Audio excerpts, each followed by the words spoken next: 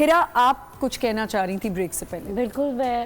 جو ہے وہ علامہ صاحب کی بات کو ہی کر رہی تھی کہ ہر چیز جادو نہیں ہوتا، جو ہم ہر چیز کو یہ سوچ لیتے ہیں کہ یہ جادو ہوتا ہے، نہیں۔ فار ایگزامپل کسی بچے کا کوئی میڈیکل ایشو ہے تو اگر ہم اس کو کسی میڈیکل اسپیشلسٹ کے پاس لے جانے کے بجائے کسی فیک جادو والے کے پاس لے گئے تو وہ اس کو بھی کہہ دے گا کہ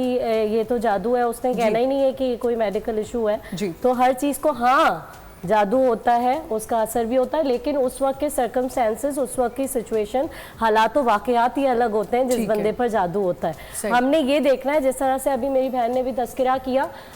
صحیح مسلم حدیث نمبر 5732 کہ حضور صلی اللہ علیہ وآلہ وسلم، میرے آقا، جب آپ کے گھر میں کوئی بیمار ہوتا تھا تو آپ سورہ بقرہ کی آخری 2 آیات اور قرآن مجید کی 3 سورتیں اور آیت الکرسی یہ پڑھ کر جو ہے وہ دم کیا کرتے تھے۔ اور جس طرح سے علاج کرانے کا ہوتا ہے کہ ہم کسی کے پاس جاتے ہیں روحانی علاج کے لیے، تو اس کے لیے بھی حدیث ہے صحیح مسلم میں 5729 حدیث کا نمبر ہے کہ اگر تم میں سے کوئی اپنے کسی بھائی کو نفع پہنچانا چاہتا ہے لیکن اس میں کوئی ایسی چیز شامل نہیں ہے جس میں شرک کا اندیشہ نہ ہو تو وہ اس کو نفع پہنچا سکتا ہے۔ تو اگر آپ کوئی روحانی علاج کی طرف بھی جاتے ہیں، قرآن مجید تو ویسے ہی جو ہے وہ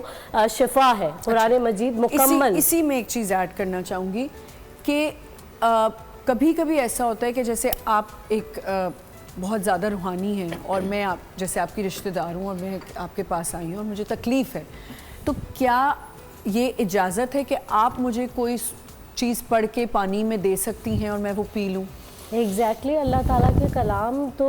خدا کا کلام تو شفا ہے، خدا نے کہا ہے کہ یہ شفا ہے، تو اس میں کوئی قباحت نہیں ہے کہ اگر آپ، ہاں وہی چیزیں جو رسول اللہ صلی اللہ علیہ وآلہ وسلم، آپ کی تعلیمات، آپ کے اہل بیت علیہ السلام سے ہم تک آئی ہیں، ساری تعلیمات جو صحابہ کرتے رہے، وہ ساری چیزیں جو ہے وہ آپ کر سکتے ہیں، بشرط یہ کہ آپ کی نیت جو ہے وہ یہ ہو کہ ہم اللہ تعالیٰ کو وسیلہ بنا رہے ہیں کہ ہماری یہ مشکل جو ہے وہ حل ہو جائے، نہ کہ آپ یہ سوچیں کہ میں ہی وہ ہوں جو اس کی مشکل کو دور کر دوں گا، تو ایسا بالکل نہیں ہے۔ آپ یہ بات اپنے ذہن میں رکھیں کہ ساری دنیا مل کر بھی آپ کو نفع نہیں پہنچا سکتی جب تک کہ آپ کا پروردگار نہ چاہے، اور ساری کائنات کے لوگ مل کر بھی آپ کو نقصان نہیں پہنچا سکتے اگر اللہ نہ چاہے۔